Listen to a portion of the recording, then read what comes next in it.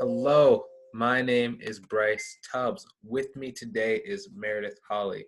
She is the founder, she's a lawyer, and she's a certified life coach. And she helps employees stop sexual harassment and toxic work environments without quitting their jobs.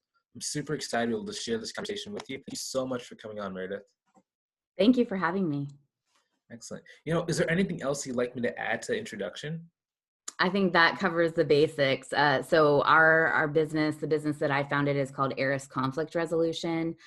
The primary focus we have is stopping sexual harassment without quitting your job or leaving from an empowered place. But we also we resolved a couple of race discrimination cases last week, and we are just passionate about ending oppression.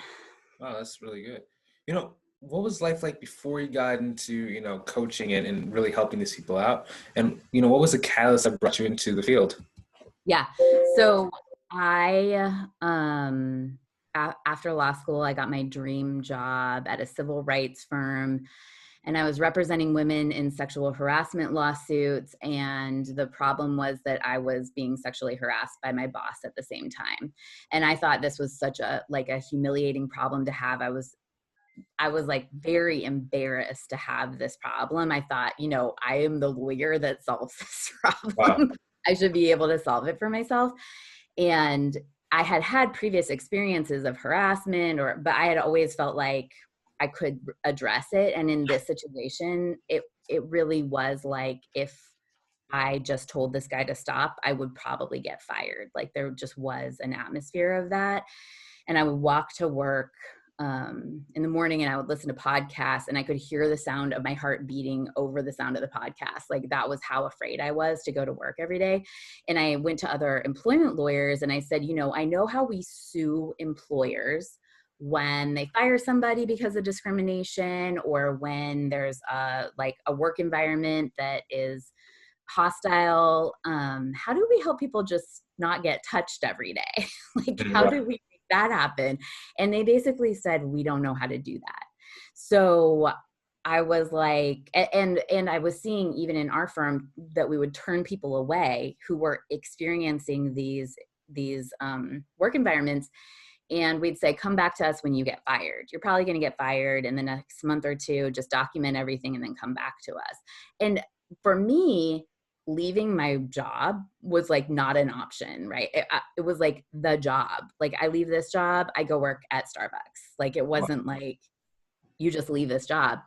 And so I kept looking for solutions, and I ended up finding them in life coaching, and just finding out so basically the thing that changed for me was that I listened to a podcast, and it said, your thoughts create your feelings. And I had been going to counseling. I had been doing all my own personal work. And this was the first time that I actually heard somebody say, your thoughts create your feelings. I'm sure all of my counselors had said this to me. I didn't hear it.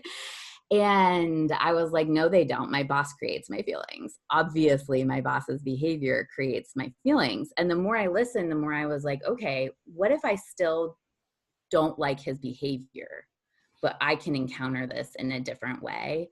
And it made such a difference in the experience, in the way I encountered it, that he ended up apologizing, stopping touching me, and we worked together for years after. So then I started teaching that to my clients. Do you have any tips of how someone can do that using what you did? Yeah. That's pretty good. That's pretty cool. Yeah. So the main thing that changed for me was I had never really been taught boundaries, what boundaries are and what boundaries are not. I kind of encountered the situation like, if he doesn't change his behavior, I have to feel terrible. Mm. And then when I decided he could keep his behavior, I could feel empowered, and then I could respond to his behavior from an empowered place. I didn't have to feel humiliated. I didn't have to feel degraded by his behavior. I could feel like he was the one, like his actions were the problem. Then it totally changed the way I encountered and I could still say his behavior is unacceptable, but I didn't, when I was feeling humiliated by it, I just couldn't take action. Mm. Interesting. Yeah. So, can we talk more about your thoughts create your feelings? So sometimes, especially like now more than ever, it's very hard to control people or people to control their thoughts because they never had so much quiet or so much space. Now they can't run away from their feelings, you know? Yeah. I mean, I think the first thing that you have to think about with that is sometimes we want to feel negative feelings. I didn't want to feel cheery about my boss touching me. Like that was not what I wanted. And I think we set up this sort of binary options of like either you have to feel humiliated or you have to pretend everything's rosy and happy, and neither of those sound like good options, right?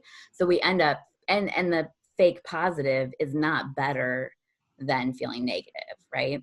Mm-hmm. But when we can look at a range of options, sometimes we want to go from feeling humiliated to feeling super angry, and that can feel better, right?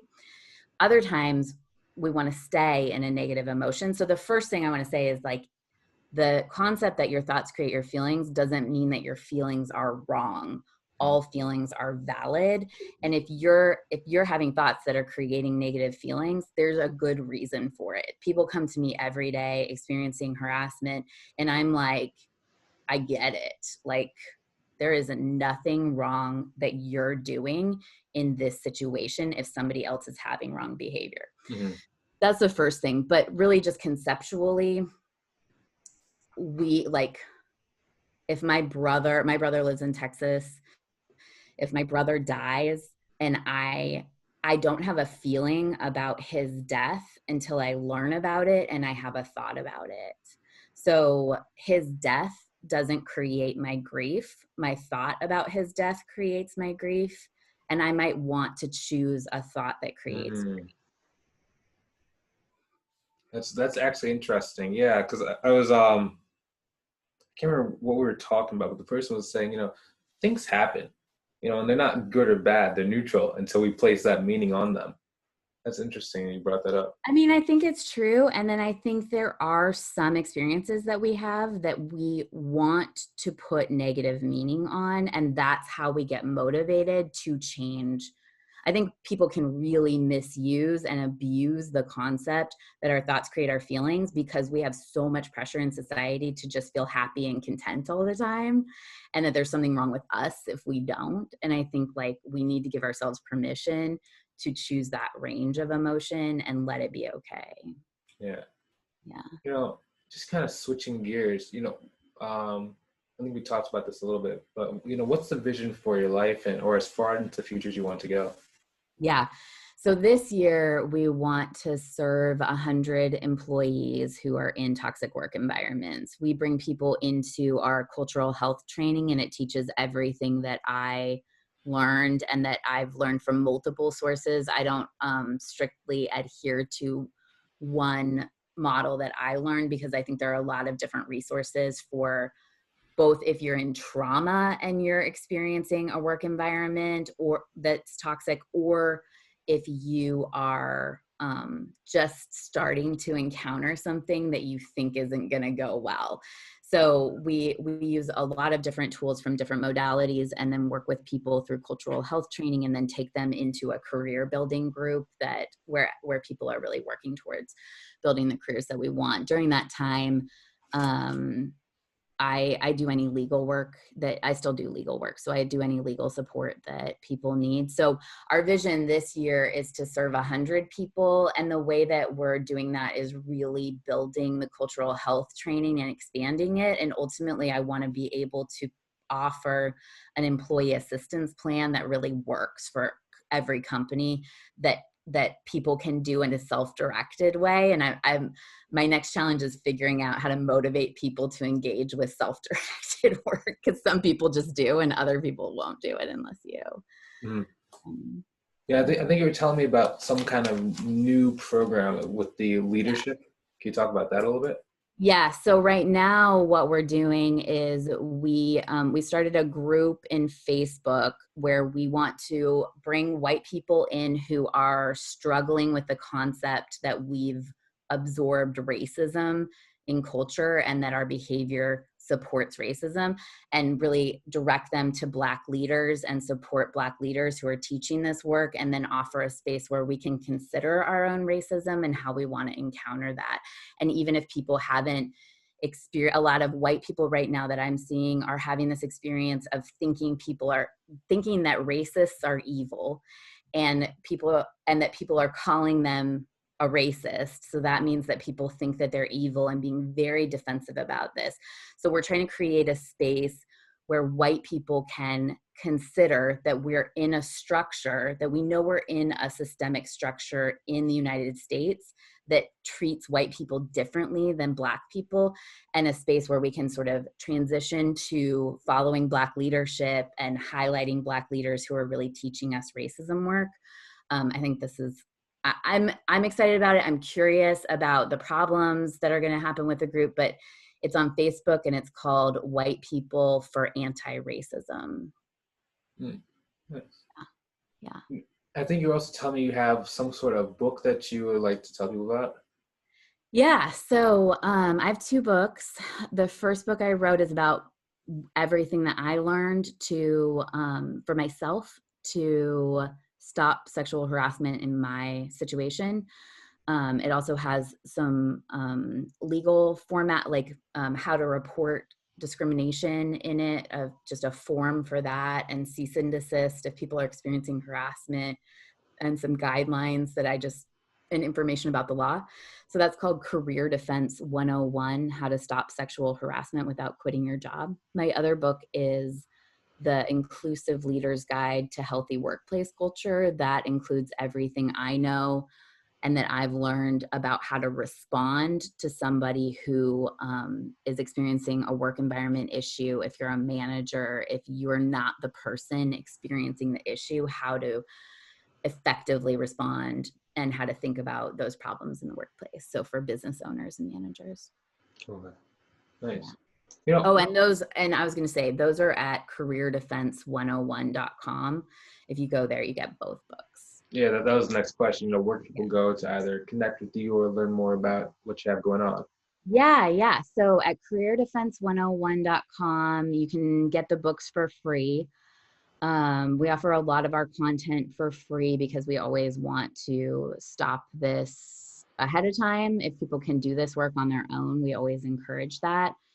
If you feel like you need support, though, we're here for that all day long, and like more intensive support. And we're at erisresolution.com, ERIS resolution.com.